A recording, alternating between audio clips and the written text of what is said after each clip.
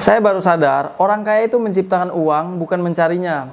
Dulu saya berpikir orang kaya itu karena gajinya besar. Tapi semakin saya belajar, semakin saya sadar itu keliru. Banyak orang bergaji besar, tapi hidupnya tetap kejar-kejaran dengan uang. Dan ada orang yang kelihatannya biasa aja, tapi hidupnya tenang.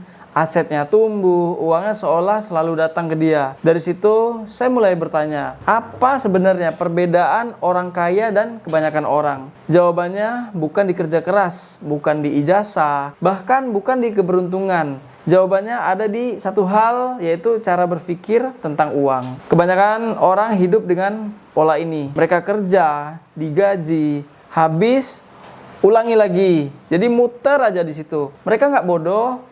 Mereka rajin, mereka bertanggung jawab, tapi masalahnya, satu, mereka hanya diajarkan mencari uang, bukan menciptakan uang. Orang kaya berbeda, mereka bertanya, bagaimana uang ini bisa bekerja untuk saya? Ada kalimat yang sangat menampar saya, peluang besar tidak dilihat dengan mata, tapi dengan pikiran. Itulah kenapa dua orang bisa melihat hal yang sama, tapi hasil hidupnya berbeda jauh. Yang satu melihat risiko, yang satu melihat peluang untuk belajar. Yang satu berkata, aduh bahaya. Yang lain berkata, kalau saya pelajari, ini bisa jadi aset. Banyak orang tidak miskin karena tidak mampu, tapi karena takut salah, takut gagal, takut ditertawakan, takut rugi. Padahal dunia nyata, kesalahan itu bukan akhir, tapi biaya belajar. Orang kaya tidak kebal gagal, mereka hanya lebih cepat belajar dari kegagalan. Ada satu fakta yang jarang dibicarakan, uang selalu mengalir ke orang yang mengerti cara uang bergerak, bukan ke orang yang paling capek. Orang yang paham apa itu aset, apa itu liabilitas, bagaimana pajak bekerja, dan bagaimana arus kas mengalir, akan selalu punya keunggulan meskipun dia mulai dari nol. Uang bisa dicari, waktu tidak pernah kembali.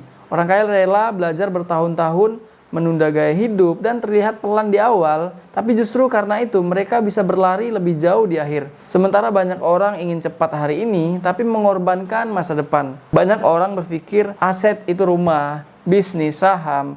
Padahal aset itu bukan soal bendanya, tapi cara kita mengelolanya. Rumah bisa jadi aset, bisa juga jadi beban. Bisnis bisa jadi mesin uang, bisa juga jadi sumber stres. Yang membedakan bukan objeknya, tapi mindset pemiliknya. Setelah memahami semua ini, saya sampai pada satu kesimpulan sederhana. Kekayaan tidak dimulai dari rekening, tapi dari cara berpikir.